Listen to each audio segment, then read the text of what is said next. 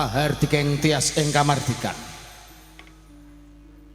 Rahayu rahayu ingkang samya pinanggih. Nugroho mewah seh wilasaning Gusti mugi tansah kasarira dumateng kita sami. Ngaturi sugeng dalu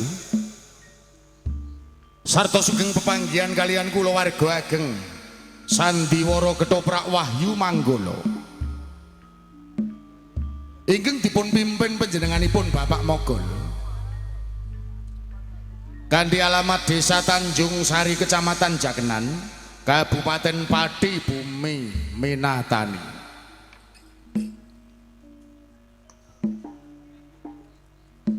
Sasampunipun panjenengan sami kasugata tari gambyong minangka purwakaning pagelaran ing dalu punika.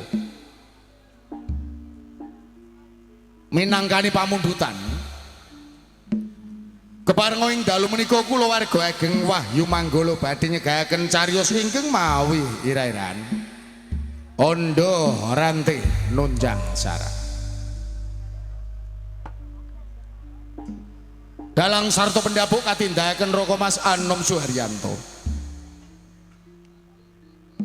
Asisten sutradara katindahaken Dimas Eko Pranoto. Pangeprak katindahaken Bapak Suhardi wontene Pranoto Pakliran.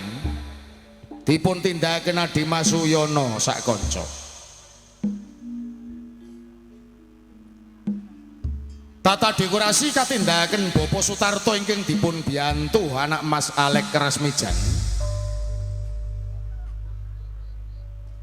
Teknis tata lampu katindahaken Dimas Budiono Batak. Lighting katindahaken Dimas Ladu Aldiansah wontene Pangrengga Busana. Dipun tindahaken Dimas Agus Wijanarko.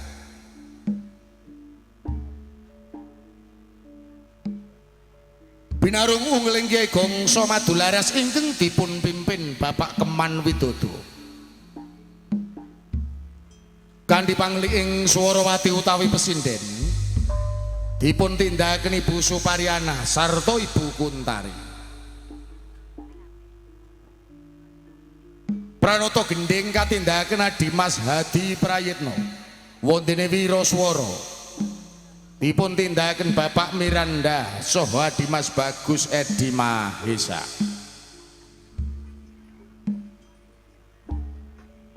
Musik campursari katindakaken Dimas Ari Semprul. Roko Mas Edi Watono sarta Dimas Udin Galdowo. Pagelaran Sandiwara Ketoprak Wahyu Manggala dipun sengkuyung WM Audio ingkang dipun pangersani Roko Mas Gentong Kawa-kawa.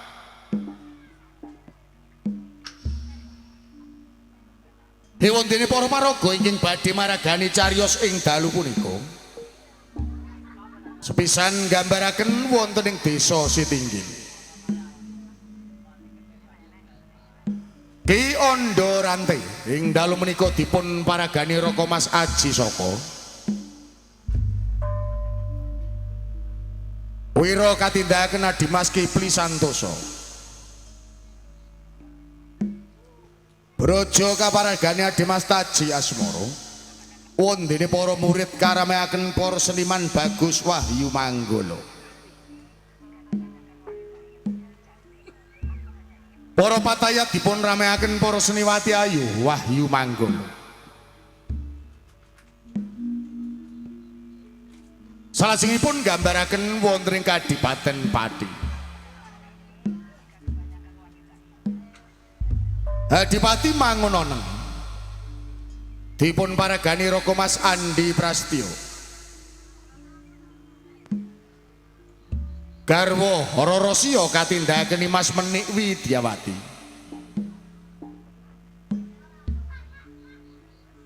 Patih Kendil Wesi kaparagani Dimas Abi Rojali.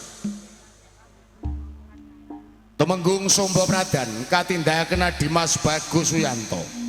Ewontene para prajurit Karameaken para seniman Bagus Wahyu Manggolo.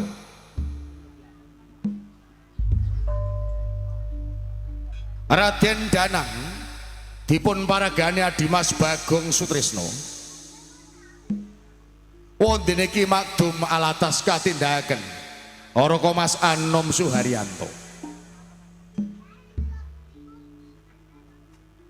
Atekan salajengipun gambaraken wonten ing Desa Lando. Ki Diposomo ing dalu menika kaparagani Dimas Abdul Sutopo. Bojo katindakaken Mbak Ayu Sri Poncowati. Wiranti dipun paragani Mas Diah Maharani. Wondene momok katindakaken Dimas Eko Pranoto. Saridin dipun paragani Roko Mas Judek Prakoso. Sultan Agung Hanyokro Kusumo dipun paragani Bapak Begek Ari Warsito. Guranti katindakaken Mas Uut Sutriana. Pratiwi katindakaken Mas Tata Wulandari. Repat utawi dagelan ingkang badhe nglipur manah panjenengan sami. Katindakaken dening Cak Sendor, Cak Sariman, Dimas Rokim sarta Bapak Mogol. Mban katindakaken siji Arum Somplak. Kabiyantu Sisowak Indah Kalola. Mekaten kala wau para kadang budaya Sutrisno. Menggah para paraga ingkang badhe maragani cariyos ing dalu punika. Ita sagotra kula warga ageng Wahyu Manggolo namung ngaturi sugeng lenggah. Sarta sugeng amriksani ngantos titi purnaning pagelaran. Dun.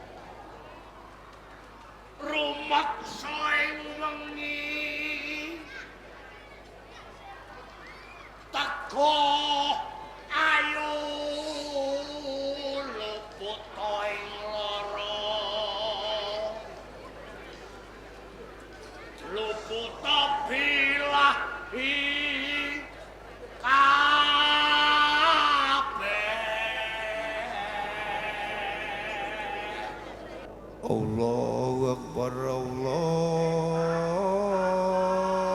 Akbar,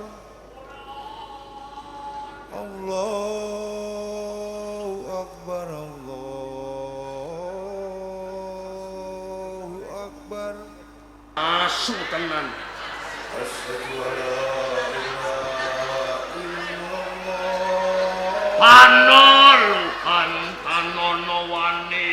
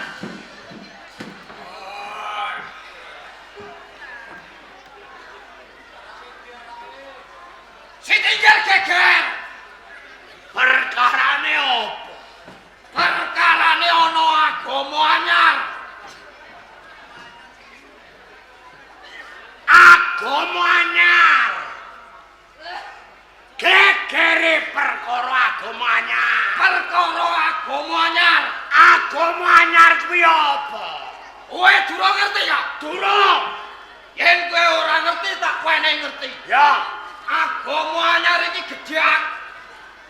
Gedang sak tundun. Himpempel. Drenyet. Cuweprek pakakno bebek. wah, kek aneh aku takon kan ngono kok ora roh. Agama anyar kuwi apa? Sing cetha leh ngomong. Melu kene. Kowe kono. Ora sae karo. Wah, ngeten iki wong-wong desa Setinggil. Piye? Wong desa Setinggil wis padha minger kiblate. Suwene suwe donya iki rusak. Mergo wis lali karo jawane. Tegese Wis ora nengenake kawruh Jawa. Gara-gara agama anyar. Agama anyar iki yo klebu kapitayan kuwi ya. agama kuwi kapitayan. Iya. Lah tegese piye? Tengah wong iki, Kang. Udah kira jam 3. Jam 4. Ya. Aku metune prapatan. Lho kok ana ujung-ujung waget aku. Waget ujung-ujung ora ana siji. Loro, telu, papat lho. Ana luwih saka 5. Ana. Terus kowe piye? Bar tak wagal, lho kok bengok. Lho jebule wong-wong iku masih beto, Mang. Jebulane, Kak. Jebulane iki wong-wong sing nganggo putih-putih ngono iku. Melayu ning omah sing ana irunge. Yo, Terus piye? padha baris. Yo. Padha jengkang-jengking menawa wetenge mules. Ngadeg sik terus ngerti-ngerti jengak wetenge mulas. Wetenge mules Terus ilang. weding. Terus Bareng wetenge mules, ndase ngelu dijeblok-jeblokno lemah. menawa mleding ora iso ngentot. Nawa? Oh. Ndase dijeblok-jeblokno lemah. Terus Isih urung waras, ya, isih urung trima. ya. Ndase isih digobek-gobek karo nyuwara. Nyuarane piye? Astagfirullah, astagfirullah. Akeh aneh aku takon tenan. Lho ancen ngono. Iya apa ora? Ya bener, rasa bener. Omongane kamu cetha.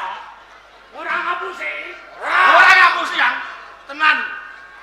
Dadi ngene. Nggih. Ing gua omong ya omong ning aja kesusu.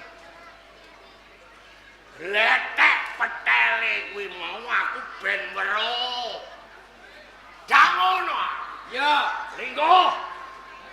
Lungguh.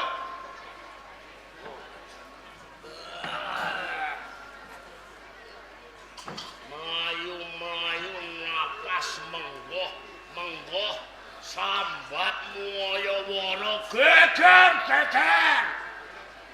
Mergo rakyate rusak.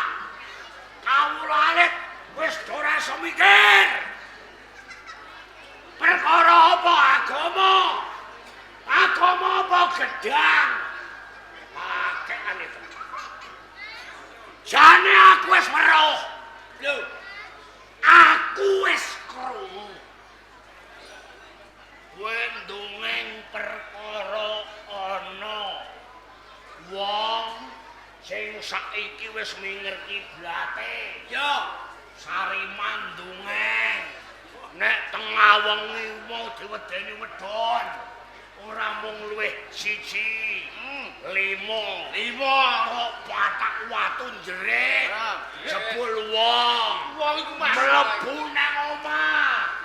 Parik-parik jejer ngadeg. waris, Rumangsane lara weteng terus mleding. mleding. Nganggep ben iso ngentut. Ora kuat ndingkluk, jeboblok, gase terus dijebles-jeblesno watu. Bener. Ora kuat terus muni astagfirullah. Ya ta? Ngene iku piye? Aku yo ngrasakno. Sebab alam iki wis beda karo kasunyatan. Jalanane dane apa? Edan. jane perkara lulang. Perkara lulang. Lulang dipentang. Dayo. Ya. Kita bui. Blang. Blang. Blang. Blang. Blang. Blang. Akeh aneh.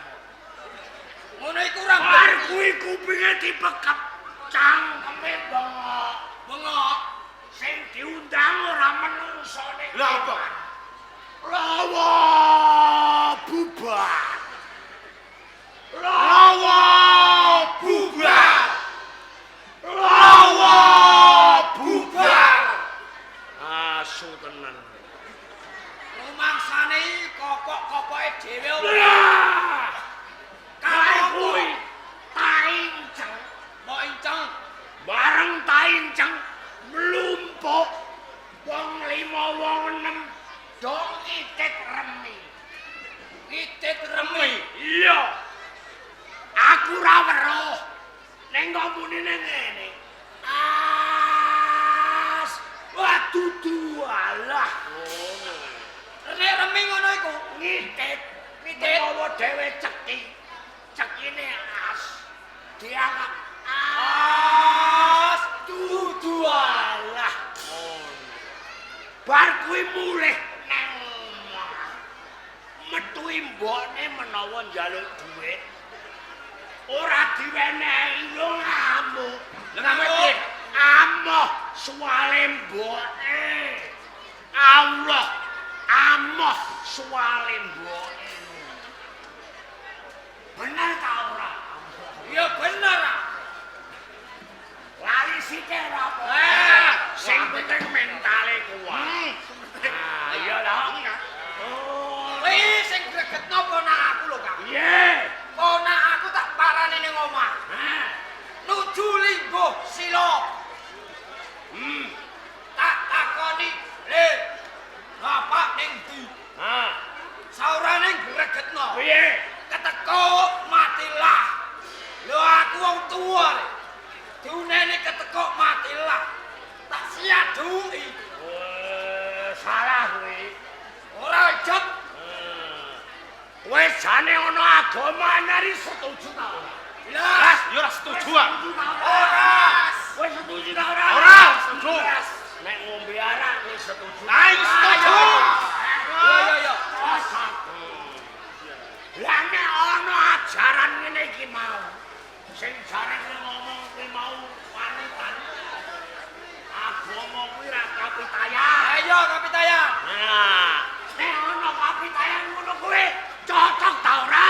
Ora cocok. Arepmu mrene piye? Arepmu kowe metuki aku piye? Arepku ya jaluk tulung. Piye? Jaluk tulung iki apike piye?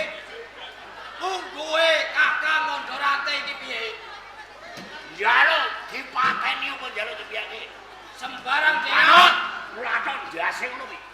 Wah. Engko nek wong tuane do ngamuk. Ora wani. Ben ora ganggu kowe digiris-girisi. Wani ora kowe giris-girisi. Wani. kabeh. Wani. Aja linggo. Iya piye iki? Maju.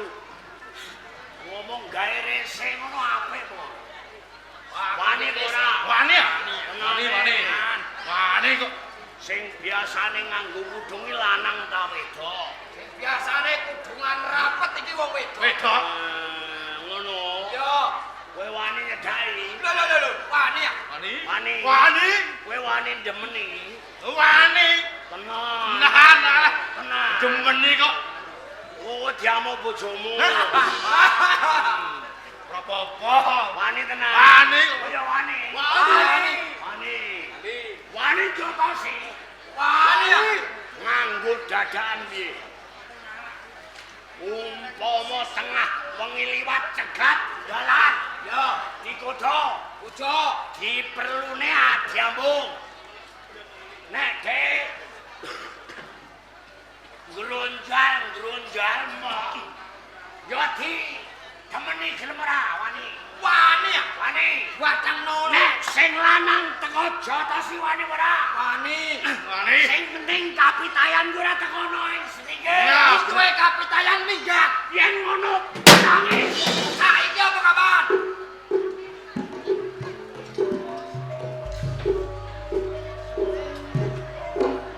Minggu paing. Senin Pon Selasa Legi. Iki Selasa Legi. Rebo paing 7 awake dhewe menang. Gawe!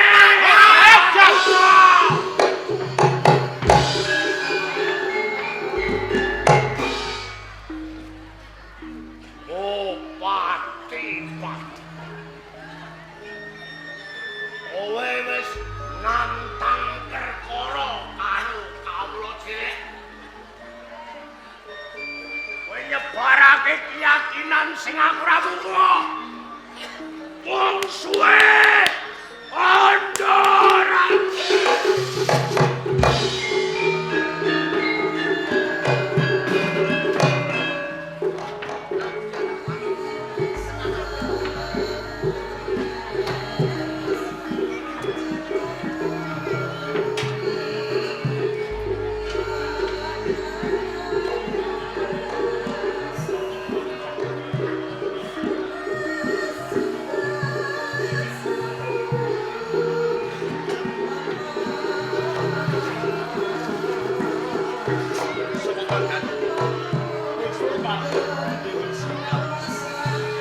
Mesti wae Sri Ramus iku apa dawuhe Kanjeng Adipati mangono neng nalika pisowanan sasi wingi. Lamun to aku lan sliramu kuwi kapatah nanjihake bener lan orane. Lamun to wong-wong ana ing Setinggil utamane kang aran Ki Andorante wis nenggawe geger ana ing Kadipaten Pati. Apa siagane prajurit mau samapta ana ing alun-alun Kadipaten Pati? Sedaya prajurit saking Kadipaten Pati sampun samapta. Yen kaya ngono ora usah dadak kesuwen. Iki dina ayo digelak laku tumuju ana Setinggil. Dibudalke kabeh prajurit ana ing Kadipaten Pati. Wis takon dalu. Para prajurit, sumadyo ngesti sanjata. Rumaksana magita-gita. Amyo! Amyo! Amyo! Sing tak jaluk aja wae kecil. Sanjata kanggo gawe kanine nek ana apa-apa. Tuju!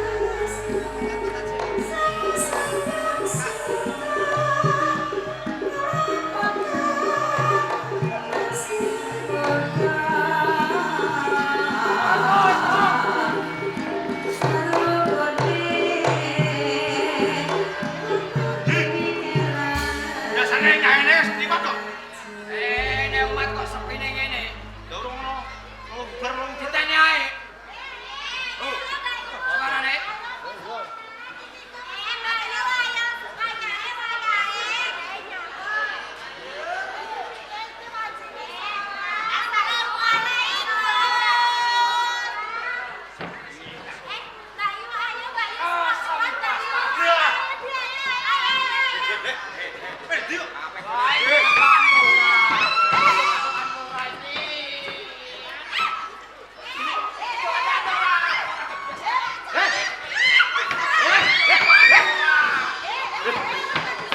Susuman eh.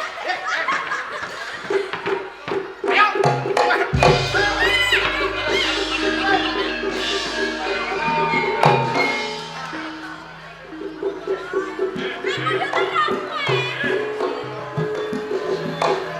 Kowe iki golek apa?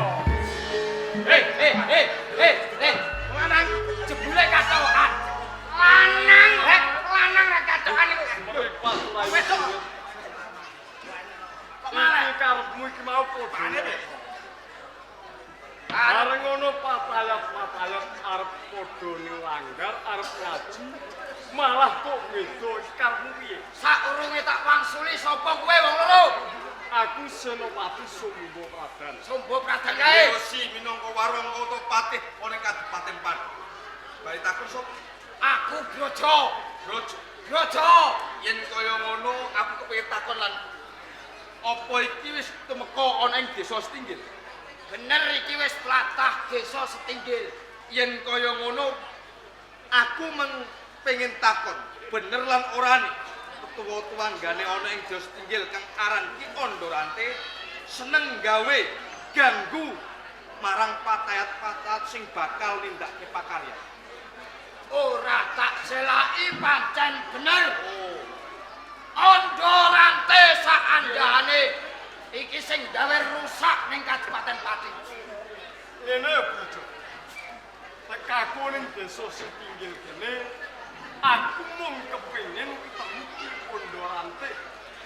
Karepku aku nampa dawuh saka ngersane Kanjeng Adipati Mangun. Kang supaya ngelingke tumindak pakar Ki Ondorante. Yen pengen ketemu ora bisa. ya apa ora bisa? Ana desa Setinggil iki sewengkon ing Kabupaten Pati. Ora idep. Sing baku Kakang Ondorante ora nampa tamu, Lamun tak peksa, tak singkirke.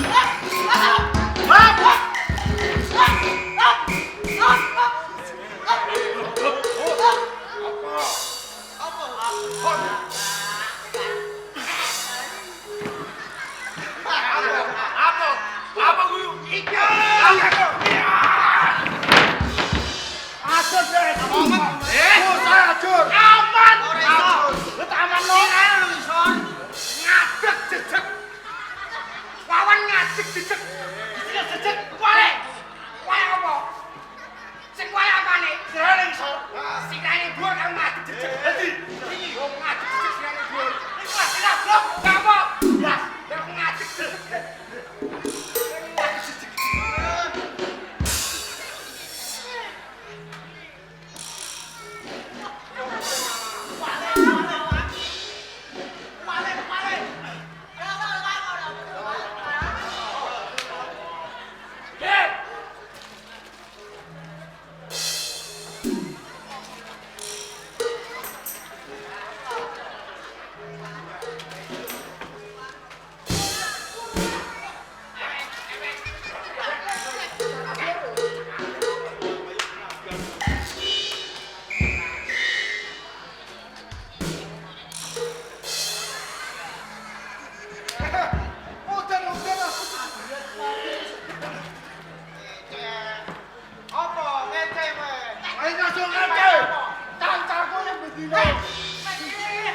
Maksudnya piye? Kesehatan kowe. Kesehatan. Nya. Cuma itu pisan. Udah semua. Udah semua. Iya, semua. Ini masih telur. Pakai dia. Pakai dia.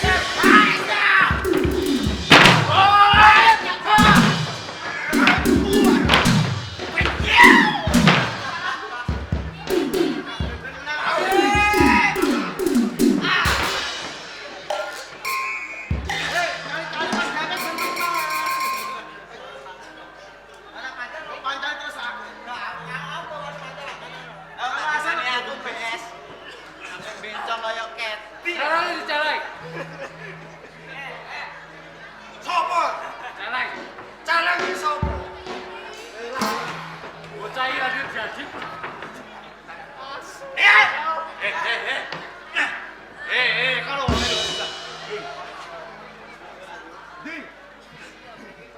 Wani ya. Kakek ya. Apa dong? Sampai rene.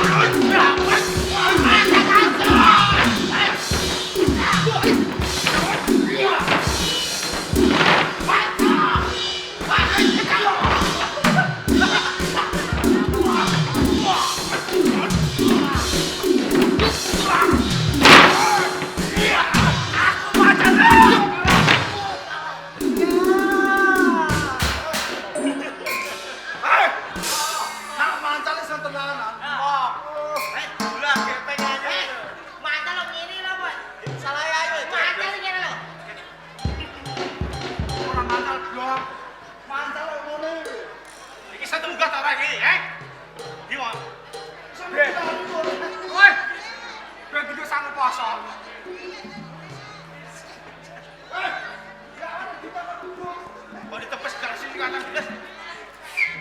Oh, awas.